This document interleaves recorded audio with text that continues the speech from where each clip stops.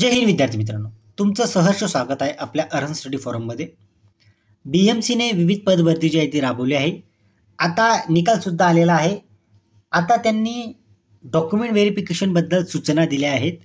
तुम्हाला कोणत्या डेटमध्ये तिथे अवेलेबल व्हायचं आहे किंवा तिथे तुम्हाला जायचं आहे, सिक्वेन्स वाईज त्यांनी संपूर्ण गोष्टी दिलेल्या आहेत. त्या गोष्टी तुम्ही समजून घ्यायच्या आहेत, जेणेकरून तुम्हाला जे डॉक्युमेंट व्हेरिफिकेशनमध्ये येणाऱ्या अडचणी असतील त्याच्यापासून त्याच्यापासून तुम्ही सावध राहा. संपूर्ण सूचना लक्षात ठेवायच्या आहेत. वेटिंग लिस्टसुद्धा लवकर लागेल, कारण आता प्रोसेस जी आहे ती खूप फास्ट होत आहे आणि तुम्हाला नियुक्तीसुद्धा लवकर मिळण्याचे चान्सेस असू शकतात. विद्यार्थी मित्रांनो, संपूर्ण व्हिडिओ आपण जो आहे तो डॉक्युमेंट व्हेरिफिकेशनवर आपला फोकस असणार आहे आणि वेटिंग लिस्टवर असणार आहे. म्हणून शेवटपर्यंत तुम्ही व्हिडिओ बघा, जेणेकरून संपूर्ण गोष्टी तुमच्या क्लिअर होतील. आता मी BMCच्या पोर्टलवर जातो. तिथे त्यांनी ज्या सूचना दिल्या आहेत त्या मी तुम्हाला दाखवतो. त्याच्यावर तुम्ही भाष्य करायचं आहे की तुम्हाला काही अडचण असेल तर कमेंट बॉक्समध्ये नक्की सांगायचं आहे. विद्यार्थी मित्रांनो, तत्पूर्वी जे विद्यार्थी नवीन असतील त्यांनी चॅनलला आवर्जून सबस्क्राईब करायचं आहे, जेणेकरून अशाच पद्धतीच्या ज्या अपडेट्स आहेत त्या तुम्हाला वेळोवेळी मिळत असतील. चला विद्यार्थी मित्रांनो, आपला जो डॉक्युमेंट व्हेरिफिकेशनचा जो व्हिडिओ आहे त्याला आपण सुरुवात करूया. विद्यार्थी मित्रांनो, आता तुम्हाला मी BMCच्या पोर्टलवर घेऊन जातो. तिथून मी डाउनलोड करतो सूचना आणि त्या सूचना तुम्हाला मी 1 बाय 1 समजवण्याचा प्रयत्न करतो. हे बघा विद्यार्थी मित्रांनो, बृहन्मुंबई महानगरपालिका कर निर्धारक व संकलन खाते निरीक्षक भरती 2024 याची जी कागदपत्र जे पडताळणी आहे त्यांच्यासाठी त्यांनी सूचना दिल्या आहेत. अशाच पद्धतीच्या सूचना तुमच्या लिपिक पदासाठी किंवा इंजिनिअरिंग पदासाठी सुद्धा असू शकतात. त्यांनी काय सांगितलं विद्यार्थी मित्रांनो, तर जी जाहिरात आली होती त्यामध्ये बृहन्मुंबई महानगरपालिकेच्या कर निर्धारक व संकलन खात्यातील निरीक्षक संवर्गाच्या 178 रिक्त पदे सरळ सेवेने भरती करण्यासाठी जे दिनांक 10 डिसेंबर 2024 रोजी त्यांनी 26 जिल्ह्यावर घेण्यात आलेल्या बहुपर्यायी वस्तुनिष्ठ ऑनलाईन पद्धतीच्या ज्या त्यांनी निकाल लावला, त्यानंतर 10 मार्च 2025 रोजी प्रसारित करण्यात आला. सदर निकालाच्या अनुषंगाने सामायिक गुणवत्ता यादी, शैक्षणिक प्रमाणपत्रे, कागदपत्राच्या पडताळणी सापेक्ष 178 उमेदवारांची तात्पुरता निवड यादी त्यांनी त्यांच्या वेबसाईटवर लावलेली आहे. 16 एप्रिल 2025 रोजी प्रसारित करण्यात आल्या होत्या. शैक्षणिक प्रमाणपत्र, कागदपत्र पडताळणी सापेक्ष प्रसारित करण्यात आलेल्या तात्पुरत्या निवड यादीमध्ये 178 उमेदवारांनी त्यांची सर्व मूळ शैक्षणिक कागदपत्रे तसेच इतर आवश्यक कागदपत्रे, प्रमाणपत्रे यांच्या पडताळणीकरता उपस्थित राहण्याचे निर्देश जे आहेत ते त्यांनी दिले आहेत. मग ती डेट काय आहे तुमची? 29 एप्रिल 2025 रोजी जे आहे ते तुम्ही BMC त्यांनी खाली दिलेला ॲड्रेस तिथं तुम्ही उपस्थित राहायचं आहे. म्हणजे येणाऱ्या आता 4-5 दिवसामध्ये तुम्हाला तिथं जायचं आहे. तुम्ही आता व्यवस्थित तुमचं शेड्यूल आखा, जेणेकरून ज्या विद्यार्थ्यांना रिझर्वेशन करायचं रिझर्वेशन करा. ज्यांना ज्या पद्धतीने सोयीस्कर वाटेल त्या पद्धतीने तुम्ही तिथं 28 एप्रिललाच तुम्ही तिथं उपस्थित राहायचं आहे, जेणेकरून 29 एप्रिलला त्यांनी तिथं तुम्हाला सकाळी बोलवलेलं आहे. ती डेटसुद्धा आहे, ती वेळसुद्धा आहे. संपूर्ण गोष्टी मी तुम्हाला इथं दाखवण्याचा जे आहे ते मी तुम्हाला प्रयत्न करतो.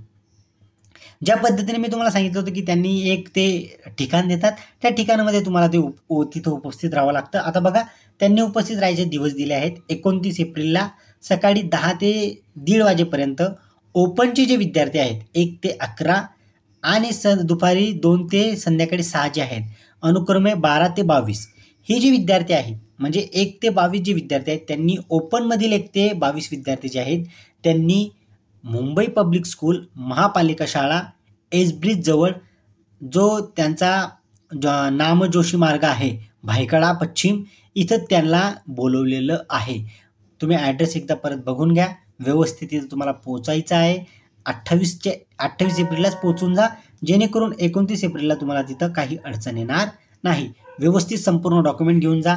जे विद्यार्थी ज्या कॅटेगरीमध्ये बिलॉंग करत असतील त्यांनी शेड्यूल पाहून घ्यायचं आहे आणि त्या शेड्यूलला तुम्ही तिथं पोहोचायचं आहे. हे बघा, इथं त्यांनी ओपनला बोलवलेलं आहे, इथं ओपनला बोलवलेलं आहे, इथं ओपन म्हणजे 29 तारखेला जे आहे. आपण आता तुम्ही म्हणू शकतात की सर मग इथं 1 ते 11 नंतर परत 10 ते 1:30 पर्यंत परत 23 ते, म्हणजे याचा अर्थ विद्यार्थी मित्रांनो असा की 29 तारखेला तुम्हाला सगळ्यांनाच त्यांनी बोलवलेलं आहे. 10 ते 1:30 पर्यंत तुमचं संपूर्ण जे तुम्ही असणार आहात, कोणकोणत्या कॅटेगरीमध्ये तुम्ही आहात त्या कॅटेगरीमध्ये तुम्ही पाहून घ्या. 29 तारखेला सगळ्यांना बोलवलेलं आहे. 10 ते 6 पर्यंत सगळ्यांचं चालणार आहे. मग तुम्ही कोणत्याही कॅटेगरीमध्ये असो, तुम्ही सगळ्यांनी तिथं जे आहे कागदपत्र पडताळणी करता उपस्थित राहायचं आहे.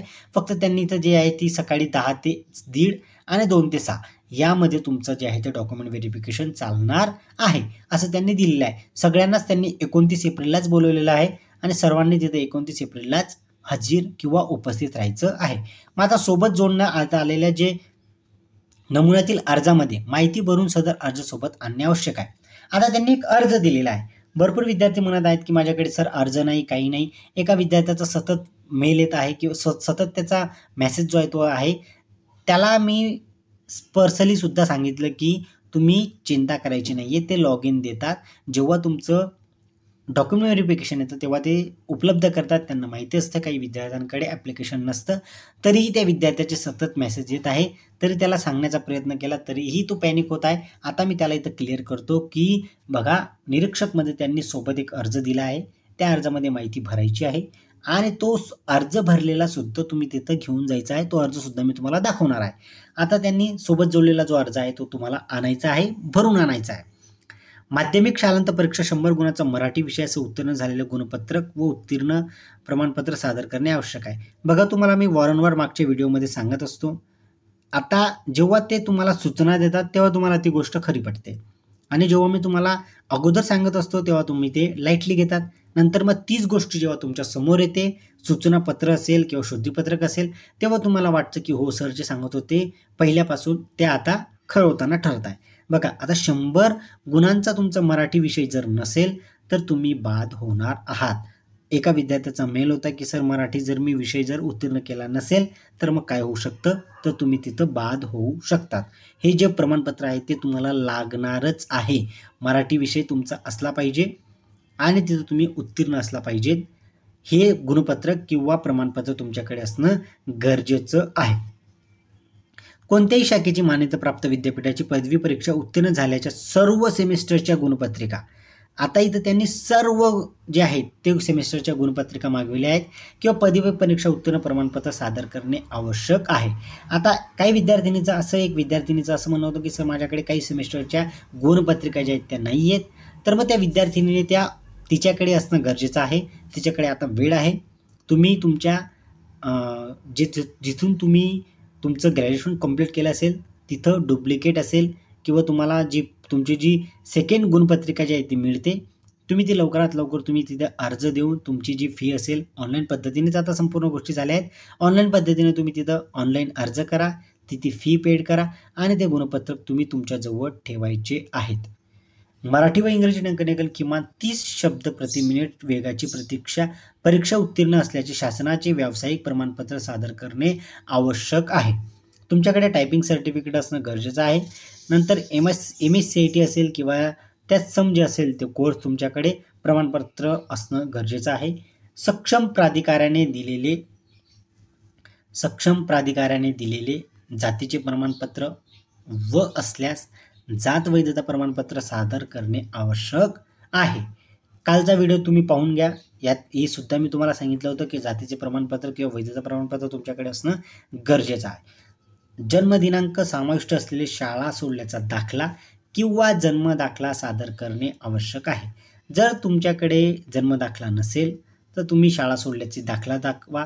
शाळा सोडल्याची दाखवा. आता काही विद्यार्थी जर समजा अजून त्यांचं पुढे शिक्षण सुरू असेल तर प्रिव्हियस जे तुमच्याकडे LC असेल त्याचं तुम्ही झेरॉक्स घेऊन जा. जर तुम्ही पुढे जर शिक्षण घेत नसाल तर शाळेत तुम्ही ज्या कॉलेजमध्ये शिकत असाल तिथं तुम्ही ॲप्लिकेशन द्या. तिथून तुम्ही LC मिळवा. कारण तुमचं शिक्षण पुढे चालू नाही आहे म्हणून ती LC तुमच्याकडे असणं गरजेचं आहे. LCचं ॲप्लिकेशन देऊन LC त्वरित मिळवा. निरीक्षक या संवर्गातील रिक्त पदे भरण्याकरिता प्रसारित केलेल्या क्रमांक ही जी आहे याच्यामध्ये शैक्षणिक आवश्यक असणारे सगळे जे प्रमाणपत्र आहेत ते तुमच्याकडे तिथं असणं गरजेचं आहे. आता समांतर आरक्षण जर असेल तुमच्याकडे तर ते सुद्धा तुमच्याकडे मूळ कागदपत्र असणं गरजेचं आहे. मग त्याच्यामध्ये महिला आरक्षण असेल त्याचं जे प्रमाणपत्र आहे ते तुमच्याकडे असणं गरजेचं आहे. माजी सैनिकचं असेल, प्रकल्पग्रस्ताचे असेल, भूकंप, खेळाडू, अंशकालीन, अनाथ, दिव्यांग हे जे आहे हे सुद्धा तुमच्याकडे शासन निर्देशानुसार जी आरक्षणामध्ये तुम्ही येतात त्या आरक्षणाचं तुमच्याकडे प्रमाणपत्र असणं अनिवार्य आहे. अनुसूचित जाती, अनुसूचित जमाती वगळता बाकीचे जे गट आहेत त्यांना नॉन क्रिमिनल सुद्धा असणं गरजेचं आहे. आता त्यांनी ते सण सुद्धा देऊन दिला आहे की 25-26 या आर्थिक वर्षामध्ये वैध प्रमाणपत्र असलेले सादर करणे आवश्यक आहे. हे बघा, आता 2025-26 जे आहे, आताचं जे वर्ष चालू आहे तुमचं, त्या वर्षामध्ये असणं गरजेचं आहे, प्रमाणपत्र सादर करणे आवश्यक आहे. आता मी अगोदर त्यांनी अशा ज्या आहेत या डेट त्यांनी दिल्या नव्हत्या, परंतु त्यांनी आता इथं डेट देऊन दिलेली आहे की या सण किंवा या वर्षाचं तुमच्याकडे प्रमाणपत्र असणं गरजेचं आहे. तुम्ही आता त्याचं ॲप्लिकेशन देऊन द्या, तुम्हाला ते इझी अवेलेबल होतं. जर तुमच्याकडे ते नसेल तर तुम्ही पोचपावतीसुद्धा घेऊन जायची आहे आणि तुम्ही जे अपलोड केलेलं आहे नॉन क्रिमिनल ते सुद्धा तुम्ही तिथं घेऊन जायचं आहे आणि पोचपावती दाखवायची आहे की बघा हे जे आहे ते माझं अपलोड केलेलं नॉन क्रिमिनल आहे, ज्याची व्हॅलिडिटी संपली आहे आणि आता मी जे आहे तुमची जी डेट आहे सर ती 4-5 दिवसा अगोदरच आली, त्याच्यामुळे मी ते ॲप्लिकेशन दिलं आहे आणि याची ही पोचपावती. असं तुम्ही व्यवस्थित तिथं सादरीकरण केलं पाहिजे. जे विद्यार्थी व्यवस्थित सादरीकरण करणार नाही त्यांना अडचण येणार आहेत. विवाहित महिला उमेदवारांनी विवाह नोंदणी प्रमाणपत्र नावात बदल झाल्यास शासकीय राजपत्र सादर करणे आवश्यक आहे. या वारंवार सांगतोय तुम्हाला, डॉक्युमेंट व्हेरिफिकेशनच्या दिवसापासून सांगत आहे कोणकोणते डॉक्युमेंट तुम्ही तयार ठेवा. तरी विद्यार्थ्यांनी जर तयार ठेवले नसतील तर तो विद्यार्थ्यांचा दोष असणार आहे. आपल्या यूट्यूब चॅनलवर इतके व्हिडिओ आहेत डॉक्युमेंट व्हेरिफिकेशनचे, तुम्हाला मी वारंवार सांगत आलो आहे की जेव्हा ते तुम्हाला डेट देतात त्या डेटपर्यंत तुम्हाला तुमच्याकडे असणारे जे डॉक्युमेंट आहेत ते असणं गरजेचं आहे. आता तुम्ही जर दिव्यांग असाल तर तुमच्याकडे UDID कार्ड जे आहेत, जे मी मागच्या व्हिडिओमध्ये तुम्हाला सांगितलं ते सुद्धा तुम्ही सादर करणं जे आहे ते अनिवार्य असणार आहे. वरील सर्व जे नमूद केलेले सर्व शैक्षणिक प्रमाणपत्र इतर आवश्यक कागदपत्रांचे मूळ प्रतीसह सर्व साक्षांकित प्रतीचे 3 संच, बघा कालच मी तुम्हाला सांगितलं की 3 संच काढून ठेवा. ज्या विद्यार्थ्यांनी आपला तंतोतंत फॉलो केले असतील त्यांनी 3 संच काढून तयार असतील. आता जर त्यांच्याकडे ही जे आहे ते सूचनापत्र आलं, काही विद्यार्थी तेव्हा काढतील, परंतु जेव्हा अगोदरपासून सूचना देतो तेव्हा विद्यार्थी त्याला लाईटली घेतात. आता यांनी सुद्धा इथे 3 संच सांगितले आहेत. मी सुद्धा तुम्हाला कालच्या व्हिडिओमध्ये 3च संच सांगितले होते.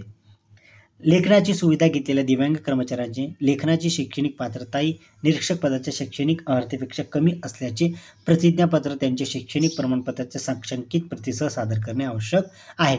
जर एखाद्या विद्यार्थ्याने स्क्राईब घेतला असेल तर तो स्क्राईब जो आहे तो तुमची जी निरीक्षक पदाची जी शैक्षणिक अर्हता होती त्याच्यापेक्षा त्याची अर्हता जी आहे ती कमी असली पाहिजे आणि तसं तुम्ही तिथं जे आहे ते प्रतिज्ञापत्र दिलं पाहिजे, ते सुद्धा तुम्ही तिथं सादर करायचं आहे.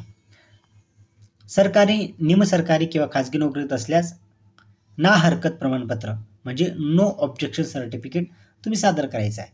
आता इथे ते बघा, मुंबई व मुंबई उपनगर जिल्हा वगळून इतर सर्व जिल्ह्यातून उमेदवारांनी पोलीस ना हरकत प्रमाणपत्र प्राप्त करण्याकरिता आवश्यक असलेले संबंधित जिल्हा पोलीस अधीक्षक यांच्या कार्यालयात पत्ता सोबत आणणे आवश्यक आहे. हे बघा, आता हा जो पॉईंट आहे हा पॉईंट तुम्हाला समजण्यासारखा नाहीये, तरी मी तुम्हाला तो समजून सांगतो. मागच्या व्हिडिओतही समजून सांगितलं आहे पोलीस व्हेरिफिकेशन कसं होतं, काय होतं आहे. त्याला इतकं पॅनिक घ्यायचं नाहीये. कोणीही अजिबात लगेच तुम्ही तुमच्या अधीक्षकाच्या जे आहेत जिल्ह्याचे अधीक्षक तिथे जाऊन बसू नका. सावकाश ऐका, काय सांगतोय ते सावकाश ऐका. बघा, आता मुंबई आणि मुंबई उपनगरमधून जर तुम्ही येत असाल तर तुम्ही कार्यालयाचा पत्ता घेऊन जायचा नाहीये. समजा तुम्ही महाराष्ट्राच्या कोणत्याही जिल्ह्यामधून येत असाल, तुम्ही कोणत्याही जिल्ह्यामधून जर येत असाल तर तुमच्याकडे तुमचं जे अधीक्षक असतं, जे जिल्ह्याला असतं, जिल्हा पोलीस अधीक्षक यांचा कार्यालयाचा पत्ता जो आहे तो तुम्ही बघा, गुगल करा किंवा तुम्हाला माहितीच असतं आपण ज्या जिल्ह्यात असतो त्या जिल्ह्याच्या जिल्हा पोलीस अधीक्षकाचा पत्ता जो आहे तो एका तुम्ही व्यवस्थित तुमच्याकडे A4 साईज असेल किंवा तुमच्याकडे कुठलंही तुमच्याकडे पेज असेल त्या पेजवर पोलीस जिल्हा अधीक्षक खाली कार्यालयाचा पत्ता व्यवस्थित प्रमाणे लिहून घ्या.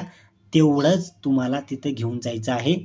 सर्व जिल्ह्यातील उमेदवारांनी पोलीस ना हरकत प्रमाणपत्र प्राप्त करण्याकरिता आवश्यक असलेले संबंधित जिल्हा पोलीस अधीक्षक यांच्या कार्यालयाचा पत्ता सोबत आणणे आवश्यक आहे.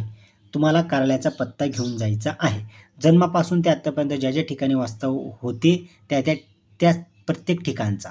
आता बघा, त्यांनी इथं व्यवस्थित तुम्हाला सांगितलेलं आहे. आता हे जे आहे हे ते ऑर्डर देतील त्या संबंधित जिल्हा पोलीस अधीक्षकांना. तुमच्याबद्दल नाव वगैरे तुम्हाला सेंड करतील, ते त्यांचा तो ऑफिशियल तो पार्ट असणार आहे, त्याच्या मी जात नाही.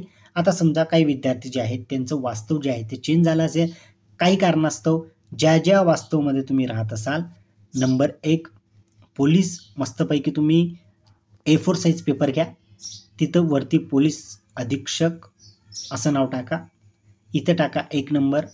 वास्तव जर केलं असेल तर 1 नंबर टाका, आणि जर कायमचा पत्ता तुमचा असेल तर काही टाकू नका. नंतर 1 नंबर टाका.